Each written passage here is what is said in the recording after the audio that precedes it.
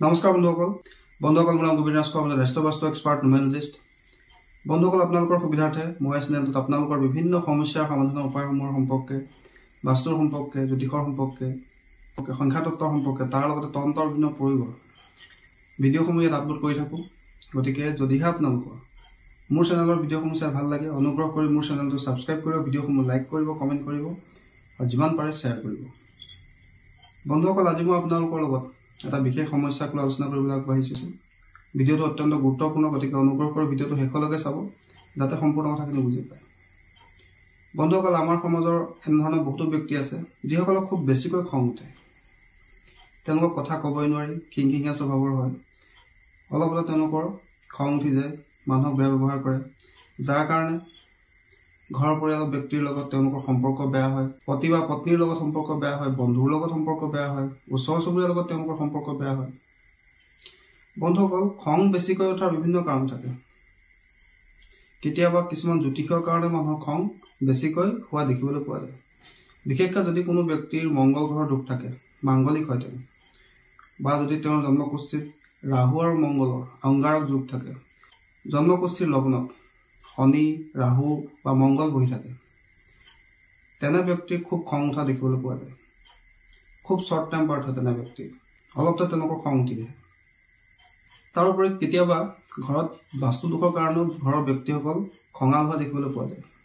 যদিহে আপোনাৰ পূব দিশৰ E5ৰ পদত মুখ্য দুৱাৰখন থাকে, তেতিয়াও সেই ঘৰখনৰ ব্যক্তিসকল খুব খঙাল হয়। তাৰোপৰি যদি আপোনাৰ মুখ্য দুৱাৰৰ সন্মুখত কোনো ইলেক্ট্ৰিচিটি পোষ্ট থাকে বা ট্ৰেন্সফৰ্মাৰ থাকে, তেতিয়াও সেই ঘৰখনৰ ব্যক্তিসকল খঙাল হ'ব পাৰে। যদি আপোনাৰ দক্ষিণ দিশত পানীৰ উৎস থাকে, পুখুৰী থাকে, বা আপোনাৰ উত্তৰ পূব দিশত কিটচেন থাকে, তেতিয়াও সেই ঘৰখনৰ ব্যক্তিসকল খুব খঙাল হ'ব পাৰে, শ্বৰ্ট টেম্পাৰ্ড হ'ব পাৰে। বন্ধুসকল, এইদৰে খং বেছি হোৱাৰ বিভিন্ন কাৰণ থাকে। কিন্তু বন্ধুসকল, এতিয়া কথা হ'ল, যদি আপোনালোকৰ খুব খং উঠে, খুব শ্বৰ্ট টেম্পাৰ্ড হয়, আপুনি সৰু সৰু কথাতে আপোনাৰ খুব খং উঠি যায়, তেন্তে সেই খং দূৰ কৰাৰ কি উপায় আছে? বন্ধুসকল, জ্যোতিষশাস্ত্ৰত, তন্ত্ৰশাস্ত্ৰত এই খং দূৰ কৰাৰ বিভিন্ন উপায় সম্পৰ্কে কোৱা হৈছে। প্ৰথম কথা হ'ল, যিসকলৰ খুব খং উঠে তেওঁলোকে কোনো কাৰণতে ৰঙা আৰু কলা কাপোৰ ধাৰণ কৰিব নালাগে। দ্বিতীয়তে, তেওঁলোকে যিমান পাৰে হোৱাইট কালাৰ ধাৰণ কৰিব লাগে। হোৱাইট টি চাৰ্ট হওক, হোৱাইট চাৰ্ট হওক, আনকি তেওঁৰ নিজৰ বিচনাৰ গাৰু কভাৰ হওক, বেড কভাৰ হওক, সকলো হোৱাইট ৰাখিব লাগে। প্ৰতিদিনে তেওঁলোকে মেডিটেশ্যন কৰিব লাগে। আৰু মই আপোনালোকক এটা মন্ত্ৰ দিছোঁ, সেই মন্ত্ৰটো আপোনালোকে ৰাতিপুৱা শুই উঠিয়ে কোনো এগিলাচ পানীত অকণমান চেনি মিলাই এই মন্ত্ৰটো 3বাৰ কৈ 3টা ফু দি সেই পানীগিলাচ আপুনি ৰাতিপুৱাই খাব লাগে। বন্ধুসকল, মন্ত্ৰটো হৈছে ওম হ্ৰীং কাল ভৈৰৱায় মম ক্ৰোধ প্ৰশমন কুৰু কুৰু স্বাহা। আপোনালোকে ৰাতিপুৱা শুই উঠিব, এগিলাচ পানী ল'ব, এক গিলাচ পানীত অকণমান চেনি মিলাই লৈ এই মন্ত্ৰটো 3বাৰ কৈ 3টা ফু দি সেই গিলাচ পানী আপোনালোকে খাব। আৰু এই প্ৰক্ৰিয়াটো ডেইলি কৰিবলৈ ল'ব। বন্ধুসকল, মন্ত্ৰটো মই স্ক্ৰীণত দি দিছোঁ, ওম হ্ৰীং কাল ভৈৰৱায় মম ক্ৰোধ প্ৰশমন কুৰু কুৰু স্বাহা।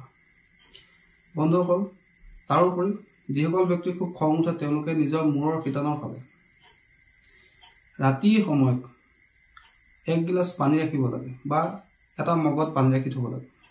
ৰাতিপুৱা শুই উঠি সেই পানী তেওঁলোকে কোনো ফুলৰ টাবত ঢালি দিব লাগে। আৰু এই প্ৰক্ৰিয়াটোকে তেওঁলোকে সদায় কৰিব লাগে। তাৰোপৰি বন্ধুসকল, যিসকলক খুব বেছিকৈ খং উঠে তেওঁলোকে নিজৰ খং দূৰ কৰিবৰ কাৰণে বা কণ্ট্ৰল কৰিবৰ কাৰণে যন্ত্ৰৰ সহায় ল'ব পাৰে। তন্ত্ৰশাস্ত্ৰত এনেধৰণৰ বহুতো যন্ত্ৰৰ বিষয়ে উল্লেখ আছে। মই আপোনালোকৰ স্ক্ৰীণত এটা যন্ত্ৰ দিছোঁ। এই যন্ত্ৰটো আপোনালোকে কোনো মংগলবাৰৰ দিনা ৰাতিপুৱাৰ সময়ত ভোজপাতৰ ওপৰত, অন্য কাগজত লিখিলে কিন্তু ইয়াৰ ফল আপোনালোকে লাভ নকৰিব। আপোনালোকে পূজাৰ দোকানত যাব, ভোজপাত 30 টকা 50 টকাত এখেতাত আপোনালোকে পাই যাব। সেই ভোজপাতৰ ওপৰতে ৰঙা কলমৰ সৈতে এই যন্ত্ৰটো আপোনালোকে লিখিব।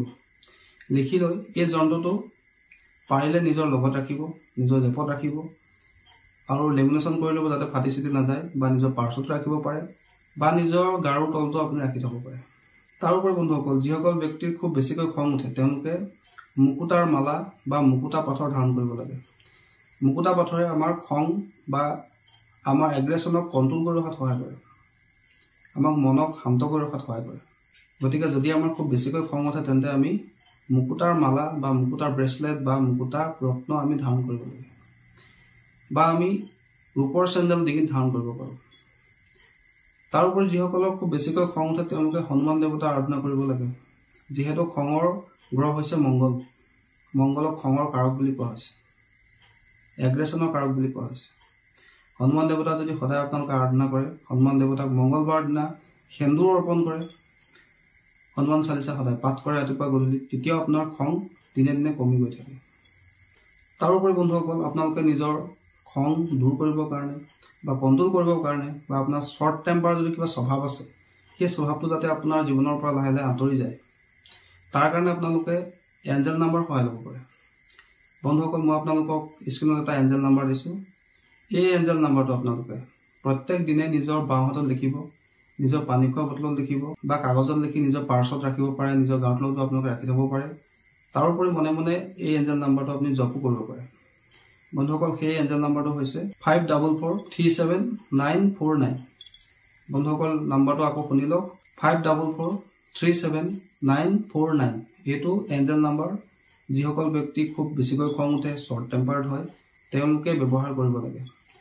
আৰু তেওঁলোকে সদায় গ্ৰীণ পেন এটা লৈ নিজৰ বাওঁ হাতত বাহুত এই এঞ্জেল নাম্বাৰটো লিখিব লাগে, মনে মনে জপ কৰিব লাগে। পানী খোৱা বটলটো তেওঁলোকে লিখি ল'ব পাৰে। তাৰোপৰি যিসকলৰ খুব বেছিকৈ খং উঠে, খঙক তেওঁলোকে কণ্ট্ৰল কৰিব নোৱাৰে, তেওঁলোকে সদায় গ্ৰীণ কালাৰ বটলত পানী খাব লাগে বা হোৱাইট কালাৰ বটলত পানী খাব লাগে। বন্ধুসকল, আৰু যিমান পাৰে ৰঙা বস্তুৰ পৰা, ৰঙা চাৰ্ট হওক, ৰঙা ৰুমাল হওক বা যিকোনো ধৰণৰ ৰঙা বস্তুৰ পৰা আঁতৰি থাকিব লাগে। ৰঙা বস্তু মংগলবাৰ দিনা দান কৰিব লাগে। বন্ধুসকল, আশা কৰিছোঁ আজি আপোনালোকে গম পালে। যদিহে আপোনালোকৰ খুব বেছিকৈ খং উঠে, ইয়াৰ কাৰণনো কি কাৰণে আপোনাৰ বেছিকৈ খং উঠে, আৰু লগতে আপোনালোকে গম পালে যদিহে আপোনালোকৰ খুব বেছিকৈ খং উঠে, শ্বৰ্ট টেম্পাৰ্ড হয়, আপুনি কথাই কথাই আপোনাৰ খং উঠি আহে, তেন্তে তাক কণ্ট্ৰল কৰিবৰ কাৰণে আমি কি উপায় কৰিব লাগে। বন্ধুসকল, মই যিখিনি আপোনালোকক উপায় দিলোঁ, গোটেইকেইটা উপায় অত্যন্ত পৰীক্ষিত উপায়। আপোনালোকে কৰি চাব, নিশ্চয় ইয়াৰ পৰা আপোনালোকে ভাল ফল লাভ কৰিব। বন্ধুসকল, আশা কৰিছোঁ আজি আপোনালোকৰ এই খং দূৰ কৰা, অত্যাধিক খং দূৰ কৰা এই উপায়কেইটা সম্পৰ্কে জানি ভাল লাগিলে। যদি ভাল লাগিলে অনুগ্ৰহ কৰি ভিডিঅ'টো লাইক কৰি দিব, কমেণ্ট কৰিব আৰু মোৰ চেনেলটো ছাবস্ক্ৰাইব কৰিব। ধন্যবাদ।